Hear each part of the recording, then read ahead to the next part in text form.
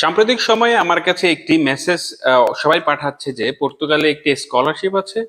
এই স্কলারশিপটা নাকি সবাই অ্যাপ্লাই করতে পারবে। আমার কাছে অনেকে বলছে, ভাই এটা কিভাবে অ্যাপ্লাই করব, এটা অ্যাপ্লাই করার নিয়ম কি, আমি কি অ্যাপ্লাই করতে পারবো কিনা, অনেক অনেক ধরনের প্রশ্ন করতেছে। এখন সবাইকে যদি আলাদা করে প্রশ্ন উত্তর দিতে চাই আমাকে অনেকটা সময় লাগবে। আমি তাই চিন্তা করলাম যে পুরো প্রসেসটা আমি একটু একটা ভিডিও করে আপনাদেরকে জানাই। যারা আমাকে মেসেজ দিয়েছেন বা যারা এই নিউজটা অলরেডি দেখেছেন তাদের জন্য আজকের এই ভিডিওর।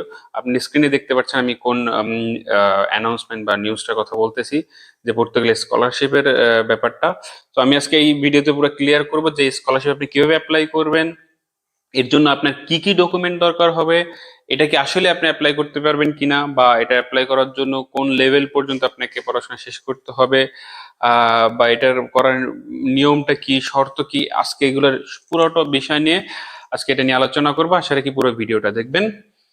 আসসালামু আলাইকুম, আমি তাসির আহমেদ মুন্না, স্বাগত জানাচ্ছি আজকের এই ভিডিওতে। ভিডিওটি অনেক ইম্পর্টেন্ট, কারণ যারা পর্তুগালে বর্তমানে আছেন বা আসবেন সবারই একটি আশা থাকে যে যদি সে স্কলারশিপ নিয়ে পর্তুগাল আসা যায় সেক্ষেত্রে তার লাইফ ইজি হয়ে যাবে। এটা আসলে ট্রু, কারণ পর্তুগালে বর্তমান যে ফিনান্সিয়াল সিচুয়েশন বা পলিটিক্যাল সিচুয়েশন সব দিক দিয়ে খুব বেশি লাইক ইমিগ্রেন্ট ফ্রেন্ডলি না। তো সেক্ষেত্রে যদি আপনি পর্তুগালে পড়াশোনা করতে আসেন যেখানে আপনার ফিনান্সিয়াল ব্যাকআপটা নাই বললেই চলে, বা আপনি বাংলাদেশ থেকে নিয়ে আসবেন, সেটা খুব বেশি ডিফিকাল্ট হয়ে যায়। তো সেক্ষেত্রে একটা স্কলারশিপ যদি আপনি ম্যানেজ করতে পারেন পর্তুগাল আসার জন্য, সেটা আপনার জন্য একটা ব্লেজিং হবে, এটা আমি আশা রাখি। তো এই জন্য আজকে এই ভিডিওটা করা, কারণ এই ভিডিওটা অনেক ইম্পর্টেন্ট। অনেকেই একটা অ্যানাউন্সমেন্ট ফেসবুকে দেখছেন, আপনারা স্ক্রিনে দেখতে পাচ্ছেন যে এই অ্যানাউন্সমেন্টটা অনেকটা ঘুরে ফিরে আসতেছে যে আম, এখানকার গভর্নমেন্ট স্কলারশিপটা আপনি আসলে নিতে পারবেন কিনা। তো আজকে আমি চেষ্টা করব যে এই পুরো এই স্কলারশিপের যে অ্যানাউন্সমেন্টটা যেখান থেকে আসছে তার ওয়েবসাইটে আপনাকে পুরোপুরি ঘুরিয়ে নিয়ে আসতে আসলে এখানকার কি কি ডকুমেন্ট লাগে। বাট তার আগে আমি একটু সংক্ষেপে বলি। এটা একটা এই স্কলারশিপটা হচ্ছে একটা গভর্নমেন্ট স্কলারশিপ।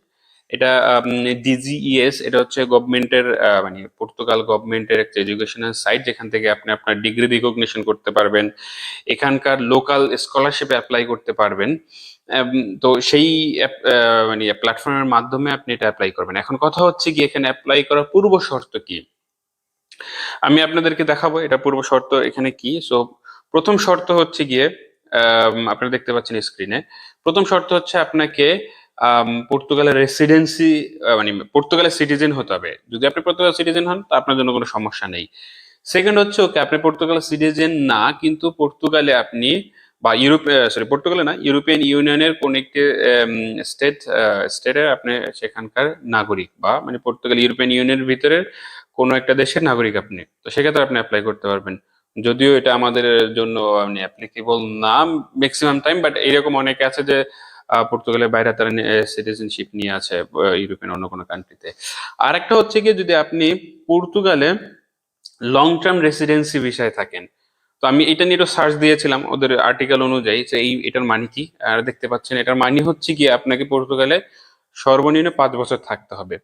তো মূল কথা হচ্ছে গিয়ে, আমি জানি না ওদের যে ক্রাইটেরিয়ার ভিতরে যদি আপনি নন মানে like third party third world কান্ট্রির হন, যারা ইউরোপিয়ান না, আমার কাছে মনে হয় না আপনি অ্যাপ্লাই করতে পারবেন, আমি যতটুকু পড়াশোনা করে বুঝলাম আর কি।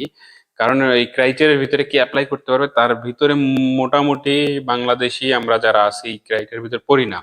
প্রথম হচ্ছে আমি হয়তোবা যারা বর্তমানে 5 বছর আছেন, রেসিডেন্সি পেয়েছেন, লং টার্ম ভিসা পেয়েছেন, লং টার্ম রেসিডেন্সি পেয়েছেন, তাদের জন্য। বাট যারা এখন মানে কারেন্টলি বাংলাদেশ থেকে আসবেন, এই ক্রাইটেরিয়ার ভিতরে আপনি হয়তো পড়েন না। আপনি না ইউরোপিয়ান কোনো অন্য কোনো দেশের সিটিজেন, না আপনি পর্তুগালে 5 বছর যাবত আছেন। সো ইভেন আপনার কোনো ফ্যামিলি মেম্বার 5 বছর আছে কিনা, যদি থাকেন দেন আপনি অ্যাপ্লাই করতে পারেন, আদারওয়াইজ এই ক্রাইটেরিয়ার ভিতরে আপনি পড়েন না।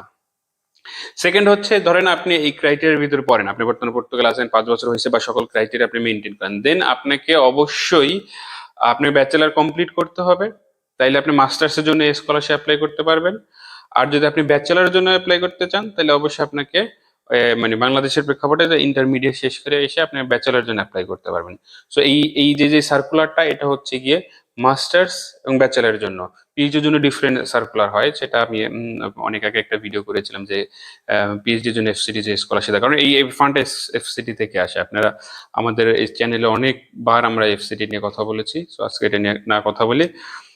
আর মূল বিষয় হচ্ছে এখানে অ্যাপ্লাই করার জন্য আপনাকে কি কি ডকুমেন্ট লাগবে এটা নিয়ে একটু জাস্ট বলি। ধরে নিই আপনি এখানকে এলিজিবল, ইভেন আপনার মাস্টার্স বা ব্যাচেলার জন্য অ্যাপ্লাই করবেন। তো আপনার ডকুমেন্ট লাগবে এখানকার সোশ্যাল সিকিউরিটি নাম্বার, যেটাকে আমরা সংক্ষেপে নিস বলি, NISS, ট্যাক্স নাম্বার যেটা এখানকার নিফ বলা হয়, অথবা কেউ যদি ইউরোপিয়ান ইউনিয়ন অন্য দেশ থেকে আসেন সেই দেশের নিফ হইলেও বা ট্যাক্স নাম্বার হইলেও হবে।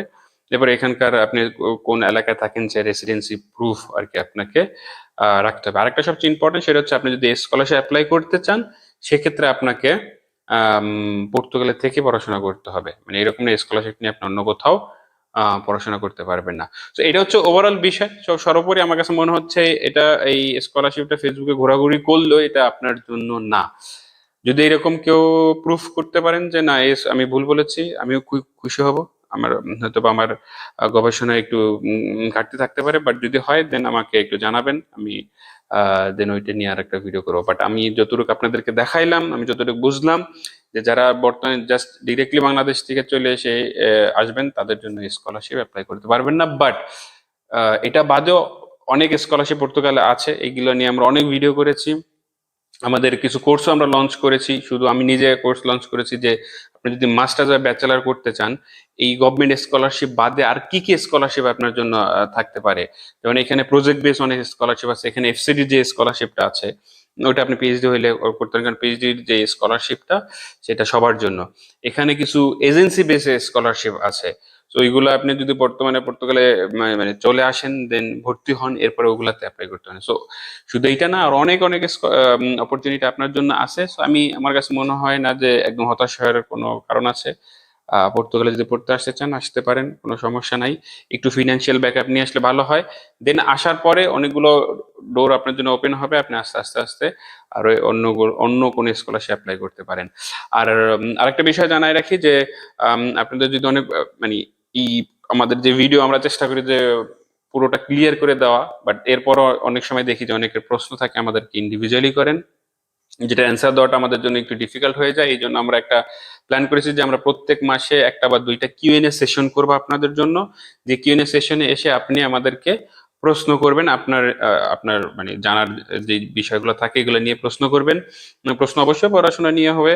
আর আপনারা জানেন যে আমরা আমাদের কিউএনএ সেশনে আমরা একটা মানে নামে মাত্র কিছু টাকা রাখছি রেজিস্ট্রেশন ফি হিসেবে। এর কারণ হচ্ছে আমরা চাচ্ছি যে যারা আসলে চায় তারা যেন মানে রিয়েল ইন্টারেস্ট থেকে আসে, শুধু এরকম না যে তারা আসবে জাস্ট জানার জন্য। নো, তো আপনি যখন টাকা দেবেন আপনি একটা রিয়েল ইন্টারেস্ট নিয়ে আসবেন।